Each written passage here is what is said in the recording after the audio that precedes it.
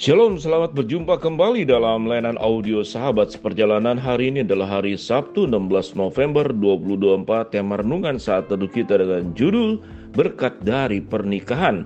Firman Tuhan terambil dalam 1 Korintus pasal 7 ayat yang pertama sampai dengan keempat.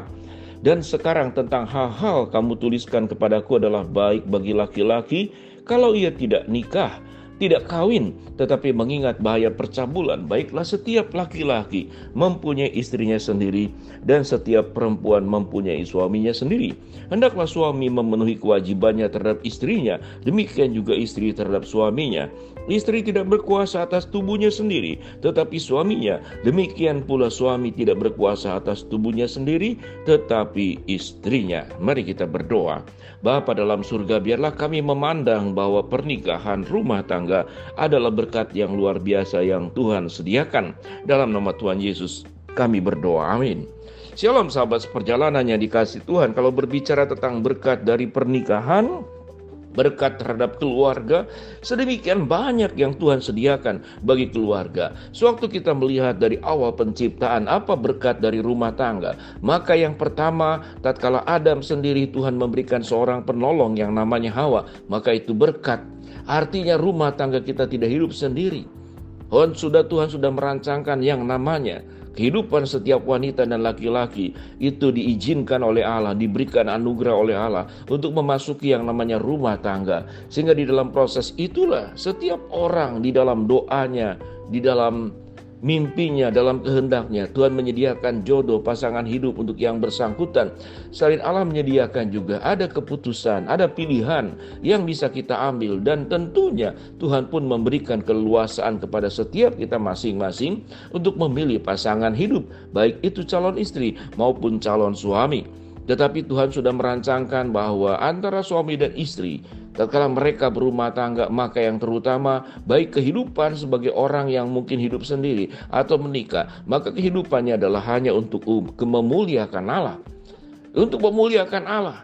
Itu yang firman Tuhan katakan. Sehingga Paulus berkata, memang baik kalau sendiri, tapi kalau engkau tidak sanggup karena bahaya percabulan, maka menikahlah, supaya engkau bisa menikmati berkat-berkat yang Tuhan sediakan di dalam sebuah rumah tangga.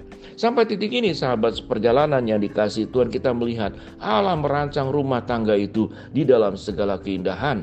Salah satunya apa? Alkitab berkata, mengingat bahaya percabulan, baiklah tiap-tiap laki mempunyai istrinya sendiri, dan setiap perempuan mempunyai suaminya sendiri. Dalam proses Alkitab mencatat penciptaan manusia supaya manusia itu punya keturunan, bertambah anak cucu dan menguasai bumi. Tentu dalam kondisi sekarang jumlah anak banyak tidak tepat kalau seandainya itu menjadi masalah buat bangsa.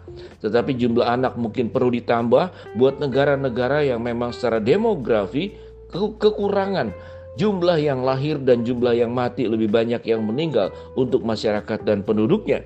Sampai titik ini kita belajar bahwa pernikahan itu adalah sebuah berkat, khususnya dalam hubungan suami istri, yaitu hubungan tatkala bisa menikmati hubungan intim secara fisik satu dengan yang lain. Itu dirancang oleh Allah, dan itu menjadi berkat yang Tuhan sediakan buat setiap rumah tangga, supaya dia bisa menikmati keintiman anugerah tersebut dengan pasangannya. Menikmati suami dari istrinya, istri dari suaminya, itu adalah berkat Tuhan dan bukan sesuatu dosa. Karena itu adalah memang diberikan oleh Tuhan, diciptakan oleh Tuhan, sehingga seluruh organ-organ dalam tubuh kita itu bisa berfungsi dengan baik. Dan firman Tuhan berkata, itu berkat dari pernikahan. Kalau berkat dari pernikahan bagi mereka yang sudah berumah tangga, maka itu berkat pun adalah tidak boleh kita mengambil berkat dari yang sudah disiapkan buat orang lain kita rampas. Apa bentuknya berkat orang lain yang dirampas? Adalah perselingkuhan, adalah ketidaksetiaan. Bagaimana seorang suami bisa mengganggu istri orang lain, atau seorang istri mengganggu suami orang lain, lalu melakukan hubungan sebagaimana suami istri sementara masing-masing sudah berumah tangga? Maka itu adalah sebuah perbuatan dosa.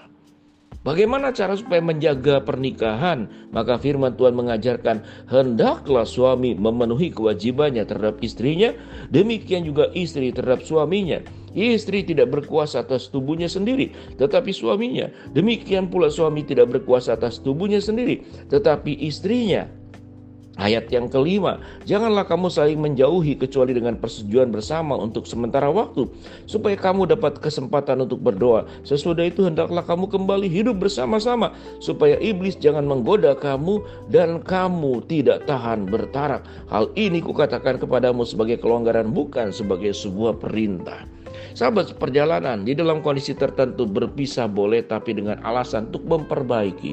Mungkin ada hal masing-masing perlu berdoa, tetapi firman Tuhan berkata, berpisah itu adalah untuk berdoa. Bukan untuk berpisah sementara. Bukan berpisah untuk cerai. Bukan berpisah untuk menghancurkan rumah tangga.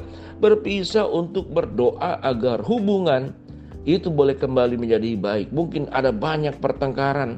Kalau sudah bersatu semua dalam kondisi emosi dan panas, tetapi setelah kemudian masing-masing punya waktu sendiri bersama dengan Allah, mengoreksi apa yang kurang di dalam diri masing-masing, kemudian memperbaikinya, dan kemudian bersatu kembali secara fisik, lalu menjalankan fungsi dan tugasnya masing-masing dengan bagiannya dan tanggung jawabnya.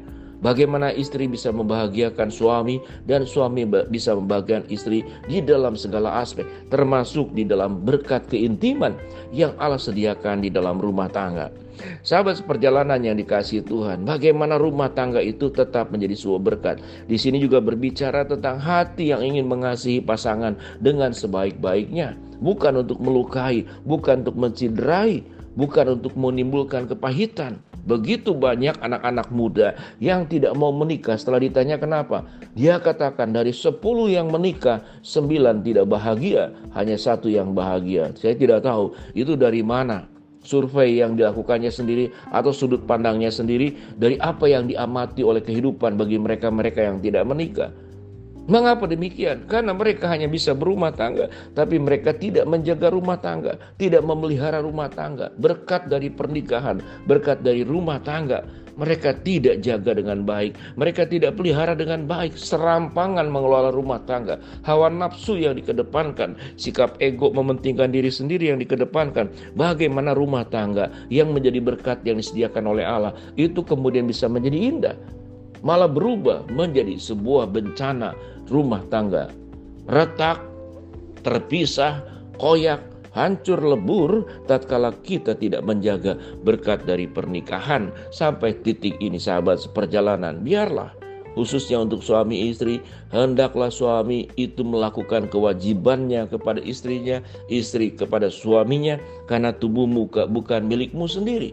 Saling berbagi, saling menolong, saling membahagiakan di dalam sebuah institusi rumah tangga, lembaga pernikahan yang Tuhan bangun, yang Tuhan dirikan di dalam kekudusan. Engkau bisa menikmati segala sesuatu yang disediakan oleh Allah di dalam anugerahnya yang maha sempurna. Sampai titik ini sahabat seperjalanan, kalau kita ada kekurangan di dalam mengelola rumah tangga, biarlah kita perbaiki karakter kita. Tuhan meminta ampun kepada Tuhan untuk segala dosa yang kita perbuat, khususnya mengabaikan pasangan, mengabaikan suami, mengabaikan istri, tidak melakukan tugas dan kewajibannya untuk saling membahagiakan. Maka bertobatlah, perbaiki hubungan rumah tanggamu, karena keluarga adalah berkat, pernikahan juga adalah berkat, hubungan intim adalah berkat yang Tuhan sediakan. Mari kita berdoa. Bapa di dalam surga, terima kasih buat kebenaran firman Allah yang kami pelajari. Hamba-Mu berdoa buat sahabat seperjalanan yang sakit, Tuhan jamah sembuhkan. Sahabat seperjalanan yang sedang menghadapi masalah, Tuhan bukakan jalan. Sahabat seperjalanan yang sedang berdoa mengharapkan sesuatu, Tuhan kabulkan dengan cara dan waktu Tuhan yang terbaik. Di dalam nama Tuhan Yesus kami berdoa. Amin. Shalom, Tuhan memberkati kita semua.